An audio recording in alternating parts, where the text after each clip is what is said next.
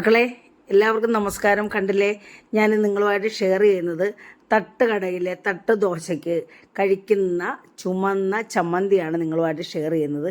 ഇത് എങ്ങനെയാണ് തട്ടുകടയിൽ വളരെ പ്രത്യേക ചേരുവകളൊക്കെ ചേർത്ത് രുചി കൂട്ടാൻ വേണ്ടി അവർ ചെയ്യുന്ന എങ്ങനെയാണെന്നുള്ള രീതിയാണ് ഞാൻ നിങ്ങളുമായിട്ട് ഷെയർ ചെയ്യുന്നത്. വളരെ ടേസ്റ്റിയാണ്. തട്ടുകടയിലെ ദോശ ഇഷ്ടമില്ലാത്തവരായിട്ട് ആരുമില്ല. ആദ്യമായിട്ട് നിങ്ങൾക്ക് ഞാൻ നന്ദി പറയുകയാണ്. എൻ്റെ വീഡിയോ കാണുകയും സപ്പോർട്ട് ചെയ്യുകയൊക്കെ ചെയ്യുന്നതിന്. ഇനിയും ഇഷ്ടപ്പെടുകയാണെങ്കിൽ ഒന്ന് ലൈക്ക് ചെയ്യണേ. അപ്പോൾ ഞാൻ ദോശയും കൂടെ കാണിക്കുന്നുണ്ട് കേട്ടോ. അപ്പോൾ നമ്മൾ പ്രാധാന്യം ചമ്മന്തിക്കാണ്. ഈ ചമ്മന്തിക്ക് ഒരു പ്രത്യേക രുചിക്കൂട്ട് അവർ ചേർക്കുന്നുണ്ട്. അപ്പോൾ അതും കൂടെ ചേർത്താണ് ഞാൻ ഈ ചമ്മന്തി തയ്യാറാക്കുന്നത്. അപ്പോൾ ഇത് ആദ്യം മുതൽ അവസാനം വരെ കാണണം. അപ്പോൾ നമ്മൾ ഈ സോഫ്റ്റ് ദോശയ്ക്ക് കഴിക്കാൻ പറ്റുന്ന ഈ വളരെ രുചികരമായിട്ടുള്ള ചമ്മന്തി കണ്ടില്ലേ, സോഫ്റ്റ് ദോശ ഇതിനകത്ത് മുക്കിയിട്ട് കഴിക്കാൻ പറ്റുന്ന നല്ലൊരു ചമ്മന്തിയാണ്. ഇതെങ്ങനെ തയ്യാറാക്കിയിരിക്കുന്നത് നമുക്ക് വീഡിയോ ഒന്ന് കണ്ടു നോക്കാം. അപ്പോഴേ നമ്മൾ തട്ടുദോശ ഉണ്ടാക്കാനായിട്ടാണ് മാവ് കണ്ടല്ലേ നല്ല പെർഫെക്റ്റ് ആയിട്ടിരിക്കുന്നുണ്ട്. നമ്മളിതിനകത്തിനി അപ്പോൾ അരിയിടുന്നൊന്നും ഞാൻ കാണിച്ചില്ല. അപ്പം ഞാൻ ചമ്മന്തിയാണല്ലോ ഞാൻ ഇമ്പോർട്ടൻസ് ഇന്ന് ചെയ്യുന്ന ചമ്മന്തിയാണ്. അതിനെ നമ്മൾ ദോശയും കൂടെ തട്ടുദോശ കൂടെ കാണിക്കുന്നതേ ഉള്ളൂ. അപ്പോൾ ഇതിപ്പം ഒരു 10-12 ദോശയ്ക്കുള്ള മാവുണ്ട്. അപ്പോൾ ഇതിലേക്ക് ഞാൻ ഒരു കാൽ സ്പൂൺ ഉപ്പ്, നമ്മളത് ഉപ്പൊന്നും ചേർക്കണ്ട, നമ്മൾ ചമ്മന്തിക്ക് ഉപ്പ് ചേർക്കുന്നത് ഒരു 1/4 സ്പൂൺ ഉപ്പ്. നമുക്ക് ഉപ്പില്ലെങ്കിൽ പിന്നെ ഇട്ട് കൊടുക്കാം. അപ്പം നമുക്കിത് നന്നായിട്ടൊന്ന് കുഴച്ചെടുക്കാം. ദോശയുടെ കൺസിസ്റ്റൻസിയാണിത്, കണ്ടില്ലേ, അതേ രീതിയിലാണ് നമ്മൾ അരച്ചും വെച്ചത്. അപ്പോൾ ഇത് നമുക്ക് മാറ്റി വെക്കാം. എന്നിട്ട് നമുക്ക് ആദ്യം ദോശയുടെ ചമ്മന്തി ഉണ്ടാക്കാം. ചമ്മന്തി വേണമല്ലോ. ചമ്മന്തി ഉണ്ടാക്കി നമ്മൾ ദോശ ഉണ്ടാക്കി കഴിഞ്ഞിട്ട് ചമ്മന്തി ഉണ്ടാക്കാൻ നിന്നാൽ പിന്നെ ദോശയുടെ ആ പെർഫെക്ഷൻ അങ്ങ് പോവും. അതുകൊണ്ട് നമുക്ക് അതിൻ്റെ ആ കറക്റ്റായിട്ടുള്ള രീതി അതങ്ങ് പോവും. അപ്പോൾ നമുക്ക് ഇതിങ്ങോട്ട് മാറ്റി വെച്ചിട്ട് നമുക്ക് ചമ്മന്തിക്ക് റെഡിയാക്കാം. അപ്പോൾ നമ്മൾ തേങ്ങ മുളക് ചമ്മന്തിക്ക്, ചുമന്ന ചമ്മന്തിക്ക് എടുത്തിരിക്കുന്നത് ഞാൻ 1 മുറി തേങ്ങയാണ്.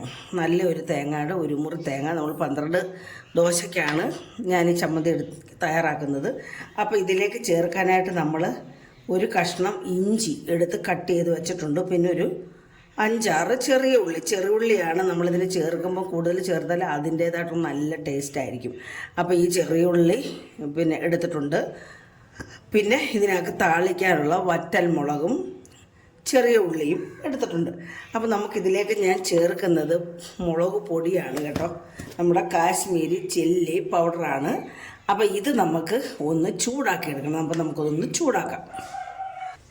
അപ്പോൾ നമ്മൾ ചമ്മന്തി അരയ്ക്കാൻ വേണ്ടി നമ്മുടെ കാശ്മീരി മുളക് ഒന്ന് ചൂടാക്കി എടുക്കണം. അപ്പോൾ ഈ ചമ്മന്തിയുടെ ടേസ്റ്റിൻ്റെ പ്രധാന കാര്യമെന്ന് പറയുന്നത് ഇതാണ്. ഈ ചമ്മന്തിക്ക് നമ്മൾ ഈ മുളക് പൊടി ചൂടാക്കുന്നതാണ് അതിൻ്റെ ടേസ്റ്റിൻ്റെ ഹൈലൈറ്റ് ആയിട്ടുള്ള, അതായത് പ്രത്യേകതയായിട്ടുള്ള ഒരു രീതി. ഈ പാത്രം ചൂടാകുന്നതിന് മുമ്പേ നമ്മൾ മുളക് പൊടി ഇട്ട് കൊടുക്കണം, അല്ലെങ്കിൽ പെട്ടെന്ന് കരിഞ്ഞു പോകും. അപ്പം ഞാൻ നമ്മുടെ കാശ്മീരി പൊടി ആയതുകൊണ്ട് നമ്മളിവിടെ ആരും എരിവുള്ള മുളക് ഉപയോഗിക്കത്തില്ല. അപ്പോൾ 2 ടീസ്പൂൺ മുളകാണ് നമ്മൾ ഇതിനായിട്ട് പിന്നെ ഈ ചമ്മന്തിക്കായിട്ട് നമ്മൾ എടുക്കുന്നത്. അപ്പോൾ ഇത് നമുക്കൊന്ന് ജസ്റ്റ് ഒന്ന് ഇതിൻ്റെ പച്ചച്ചൊവയൊക്കെ മാറാൻ വേണ്ടി ഒന്ന് ചൂടാക്കാം. കണ്ടില്ലേ, നമ്മളിപ്പോൾ ചൂടാവാതെ തന്നെ ഈ ചീനിച്ചട്ടി നമ്മുടെ ഈ ചട്ടി വെക്കുമ്പോൾ തന്നെ മുളക് ഇട്ട് കൊടുക്കണം. അപ്പം ചട്ടി ചൂടാവുന്നതനുസരിച്ച് നമ്മുടെ മുളകും പൊടിയും ചൂടായി കിട്ടും. അല്ലെങ്കിൽ നമ്മുടെ ഈ മുളക് പൊടി ചൂടായ ചട്ടിയിലോട്ട് ഇട്ടാൽ ഇതങ്ങ് കരിഞ്ഞു പോകും. അപ്പോൾ നമ്മുടെ ഈ മുളക് പൊടി ഇല്ലാണ്ട് മൂത്തിട്ടുണ്ട് കേട്ടോ. ഇതാ കൂടുതൽ നമ്മൾ കഴിച്ചാൽ ഈ ചട്ടി ചൂടാണല്ലോ, അപ്പോൾ ഇതങ്ങ് നന്നായിട്ട് കരിഞ്ഞു പോകും. അതുകൊണ്ട് ഞാൻ സ്റ്റൗ ഓഫ് ചെയ്യുകയാണ്. അപ്പോൾ നമുക്കിത് നമ്മുടെ തേങ്ങയ്ക്കകത്തോട്ട് ഇട്ട് കൊടുക്കാം. നമ്മൾ ഈ ചട്ടിക്കകത്ത് തന്നെ അങ്ങ് വെച്ചിരുന്നാൽ ഇത് അവിടെ ഇരുന്ന് കരിയും. അവിടെ നമുക്ക് തേങ്ങയ്ക്കകത്തോട്ട് തന്നെ ഇട്ട് കൊടുക്കാം. തേങ്ങയ്ക്കകത്തോട്ട് അങ്ങ് ഇട്ട് കൊടുക്കുക. കണ്ടോ,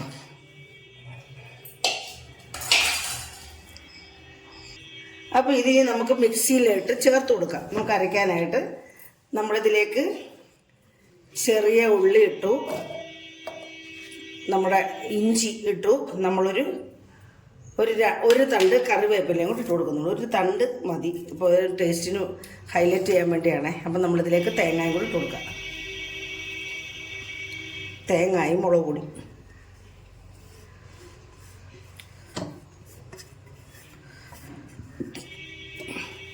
ഉപ്പിട്ട് കൊടുക്കുകയാണ്. നമുക്കിനി ഉപ്പില്ലെങ്കിൽ പിന്നെ ചെയ്ത് കൊടുക്കാം.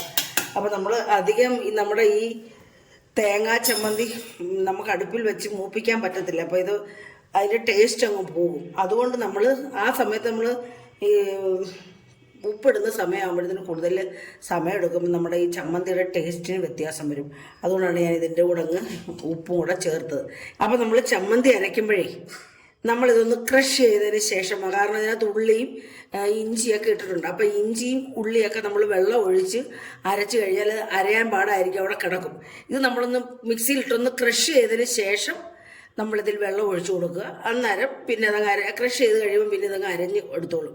അല്ല നമ്മൾ ക്രഷ് ചെയ്യാതെ ഇതിനകത്ത് വെള്ളം ഒഴിച്ചു കൊടുത്താൽ ഞാൻ പറഞ്ഞില്ലേ, നമ്മുടെ ചെറിയ ഉള്ളിയും ഇഞ്ചിയൊക്കെ അവിടെ നിന്ന് കിടക്കും, ഉണ്ടായിട്ട് കിടക്കും. അത് വരാതിരിക്കാൻ വേണ്ടി നമ്മൾ ആദ്യം ക്രഷ് ചെയ്തിട്ട് വെള്ളം ഒഴിക്കുക. അപ്പോൾ ഞാൻ ഇതിനാവശ്യത്തിന് വെള്ളം ഒഴിച്ചു കൊടുത്ത് നമുക്ക് അരച്ചെടുക്കാം. ഇപ്പം ഞാനൊന്ന് ക്രഷ് ചെയ്തിട്ട് വെള്ളം ഒഴിക്കുക. അപ്പോൾ ഞാൻ ഇത് അരച്ചോണ്ട് വരട്ടെ. അപ്പോൾ നമ്മുടെ അരപ്പ് ഇവിടെ അരച്ചുകൊണ്ട് വന്നിട്ടുണ്ട്. നമുക്കിനി ചമ്മന്തി തയ്യാറാക്കാം. അപ്പോൾ നമ്മുടെ ചട്നി തയ്യാറാക്കാനുള്ള ചീനിച്ചട്ടി ഞാൻ അടുപ്പ് വെച്ച് അത് ചൂടായിട്ടുണ്ട്. നമുക്കിതിലേക്ക് ഇനി 2 ടീസ്പൂൺ വെളിച്ചെണ്ണ മതി കേട്ടോ. വെളിച്ചെണ്ണയാണ് ചേർക്കുന്നത്. നമ്മൾ ഈ ചമ്മന്തിക്കൊക്കെ വെളിച്ചെണ്ണ ഉപയോഗിക്കുന്നതായിരിക്കും അതിൻ്റെ ടേസ്റ്റ് കേട്ടോ. ഒരു 1/2 സ്പൂൺ കടുക്,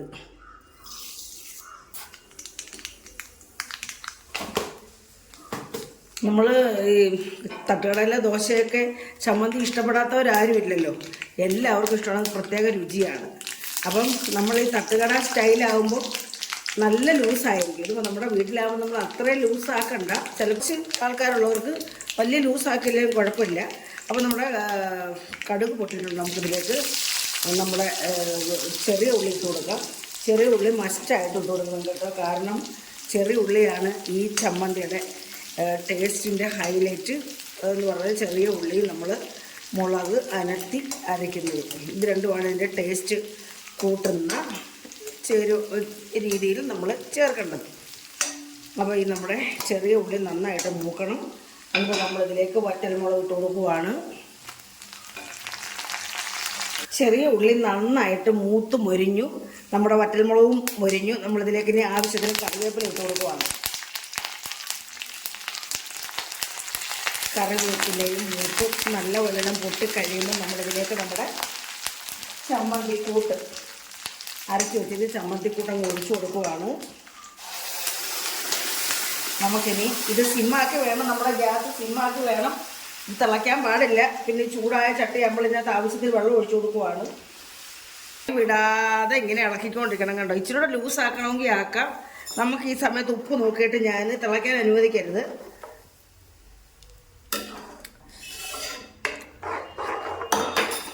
ഒരു പിഞ്ച് ഉപ്പൂടെ ഇട്ട് കൊടുക്കാം.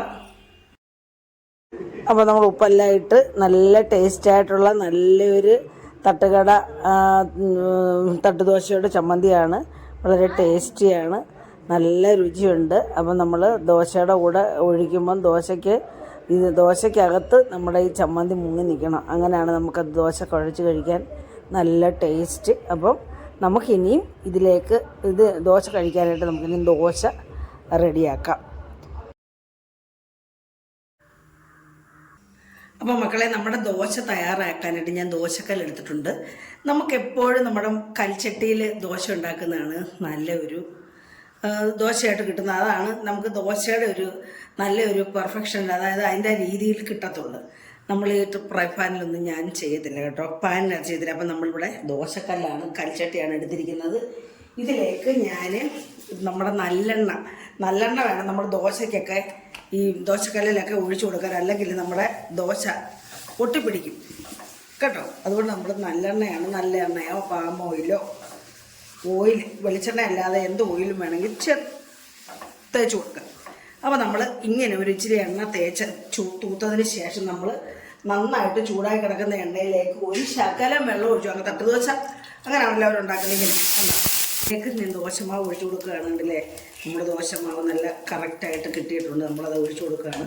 തട്ടുദോശ എന്ന് പറയുമ്പോൾ ഒരു വലിയ ചട്ടി ദോശക്കല്ല് വെച്ച് ഒരു 3-4 ദോശയല്ലേ ഉണ്ടാക്കുക. നമ്മളിങ്ങനെ അങ്ങോട്ട് ഇട്ടിട്ട് ഇങ്ങനെ അങ്ങോട്ട് പരത്തി കൊടുക്കണം. ചെറിയ ദോശയാണല്ലോ തട്ട് ദോശ. അപ്പോൾ ഇങ്ങനെ ചെയ്യുമ്പം തന്നെ ചെറിയ ചെറിയ കുമ്പളകൾ വരും. എന്നിട്ട് നമ്മൾ ഈ കുമ്പളകളൊക്കെ അങ്ങ് അമങ്ങി ഈ മോൾവശം മൂക്കുന്നതിന് മുമ്പേ നമ്മളിത് തിരിച്ചിടണം. ഇതേ രീതിയിൽ ഒന്ന് ഇളക്കി കൊടുത്ത് ഇത് തിരിച്ചിടണം, എങ്കിലേ അത് തട്ടുദോശയാവത്തുള്ളൂ കേട്ടോ.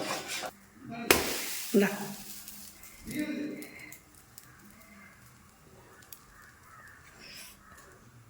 പൊങ്ങി വരുന്നുണ്ടല്ലേ? ഇതേ രീതിയിലാണ് തട്ടുദോശ തയ്യാറാക്കുന്നത്. ഞാനിങ്ങനെയാണ് തയ്യാറാക്കുന്നത് കേട്ടോ. അപ്പം ഞാൻ പറഞ്ഞില്ലേ, കട്ടുകടയിലൊക്കെ പോകുമ്പോൾ ഞാനിത് നോക്കി നിൽക്കും ഇവരെങ്ങനെയാണ് ചെയ്തെടുക്കുന്നതെന്ന്. അപ്പോൾ ഇതേ രീതിയിൽ പൊങ്ങി വരണം. ഇതാണ് തട്ടുദോശ. അപ്പോൾ നമുക്കിത് ഇളക്കി പാത്രത്തിലോട്ട് കണ്ടില്ലേ, കണ്ട. ഇനി നമുക്ക് ഇതേ രീതിയിലെല്ലാം ഒന്ന് ചുട്ടെടുക്കാം. അപ്പോൾ നമ്മുടെ രുചികരമായിട്ടുള്ള തട്ടുദോശയും ചമ്മന്തിയും ഇവിടെ റെഡി ആയിട്ടുണ്ട്. എല്ലാവർക്കും ഇഷ്ടപ്പെട്ട് കാണുമെന്ന് വിശ്വസിക്കുന്നു.